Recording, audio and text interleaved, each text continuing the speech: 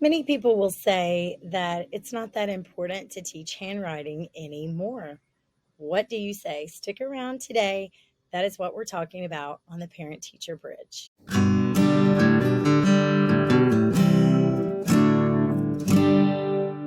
Hi, I'm Rebecca with the Parent Teacher Bridge, where you can find the ideas and resources you need to empower you to be your child's most influential teacher.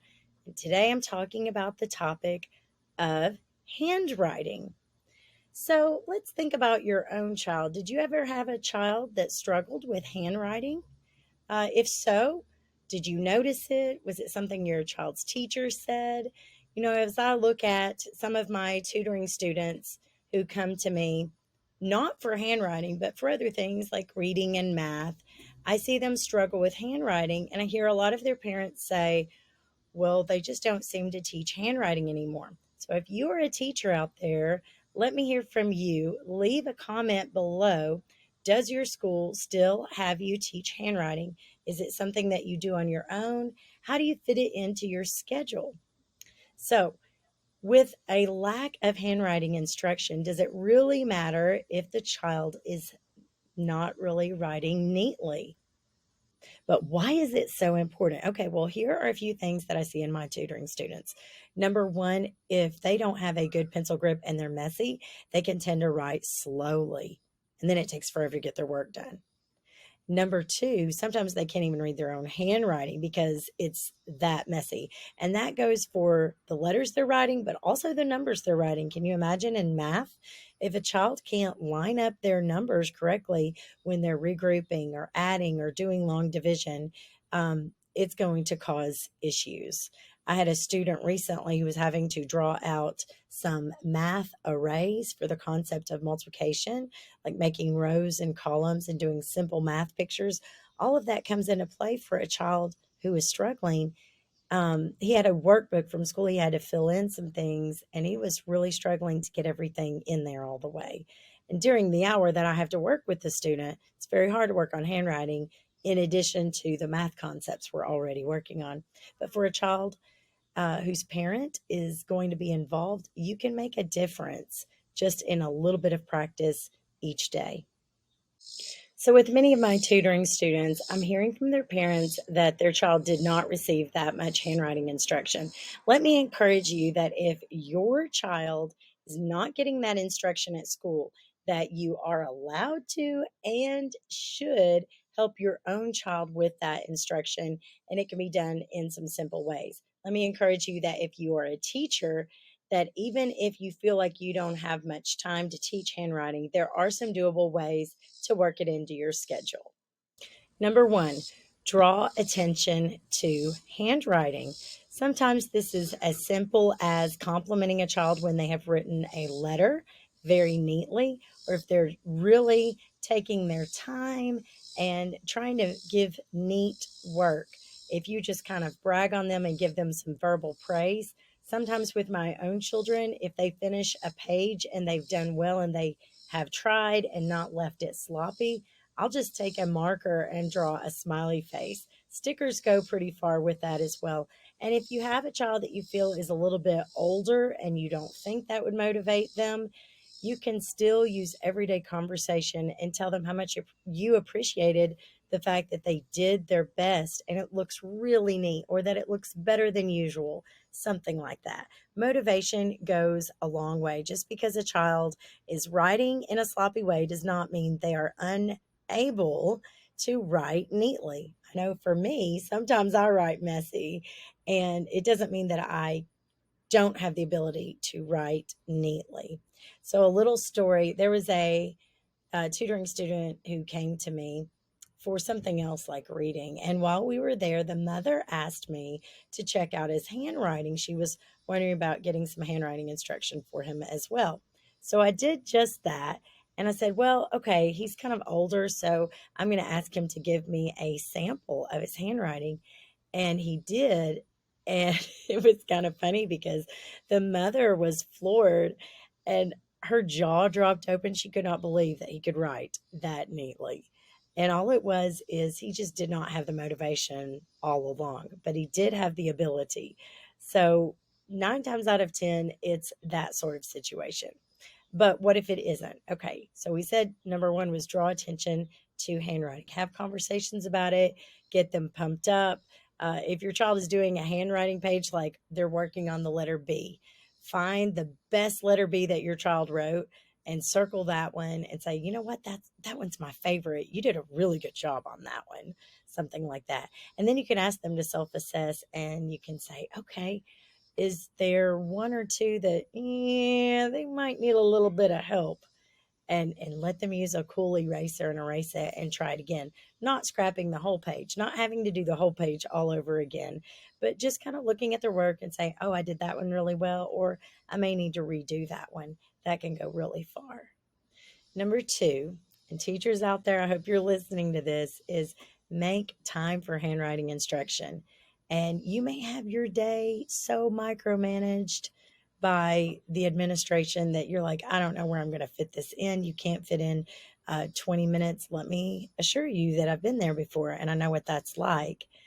But there are some other ways. One is you can teach only like a couple of letters a day, teach your children where to start the letter and what flow the letters go through. You can also post a chart where it shows how to form the letters with some arrows in which directions they're going to go. If you're going to implement just a couple of days, you can do that in the morning and leave it somewhere posted where all the children can see that. I'm sure somebody could even work in some sort of game or scavenger hunt thing if they really wanted to go over the top with that. But I would just generally work it into my morning meeting.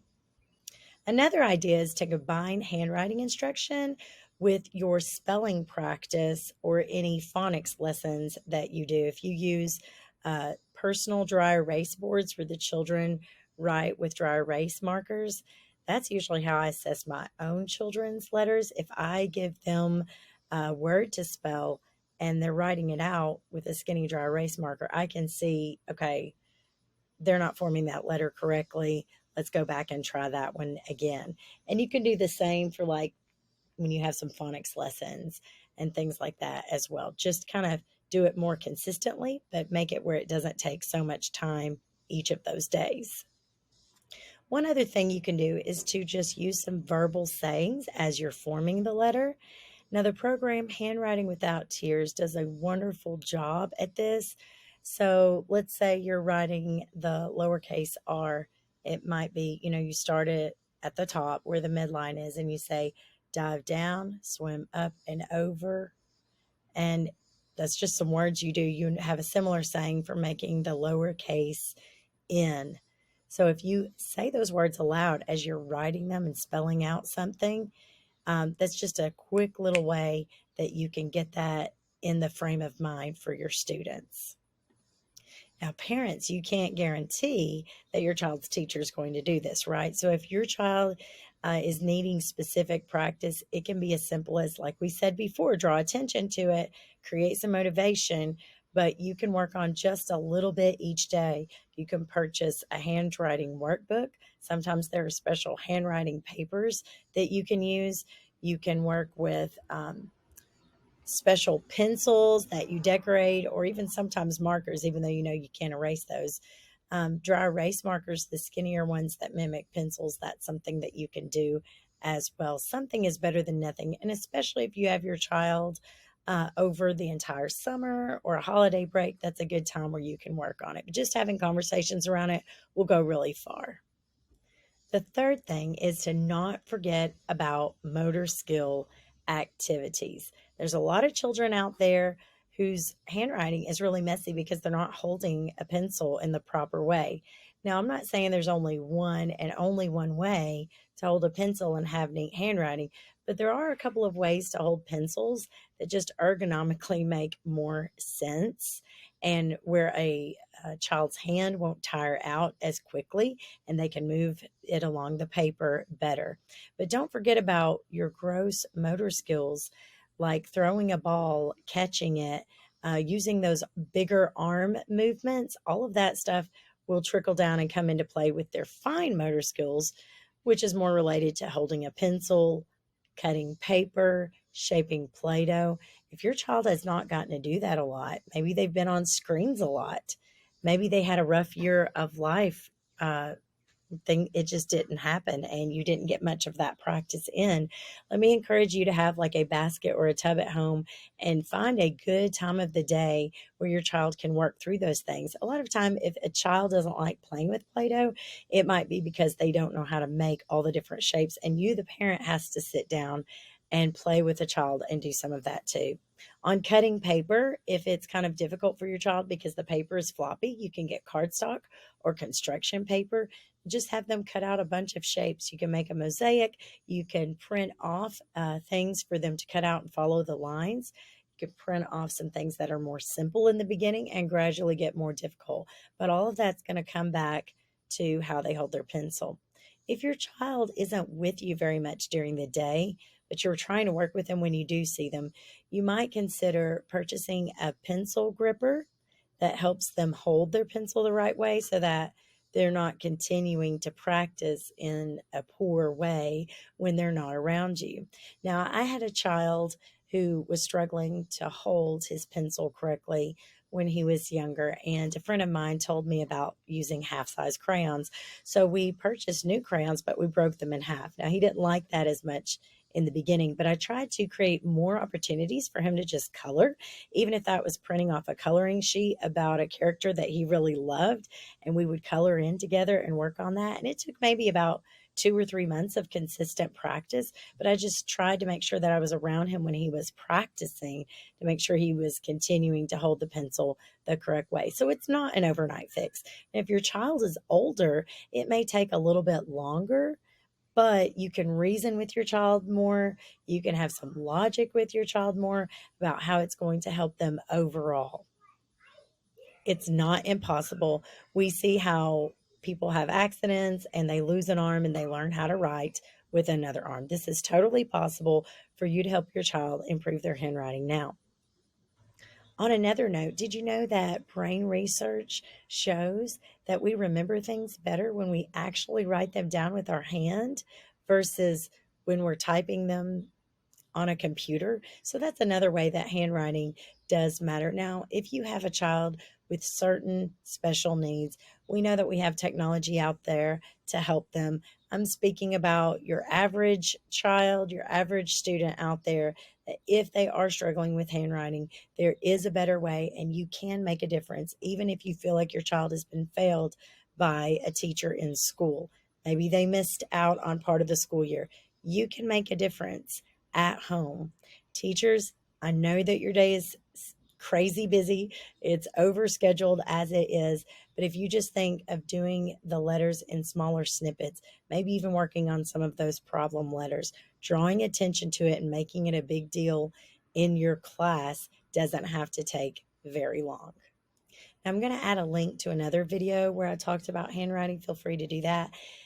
Go to that link and check that out. And I'm also going to link the blog version of this if you would like to just send that to a friend as well. Be sure to check out the Parent Teacher Bridge on Facebook and Instagram. And remember, you are your child's most influential teacher.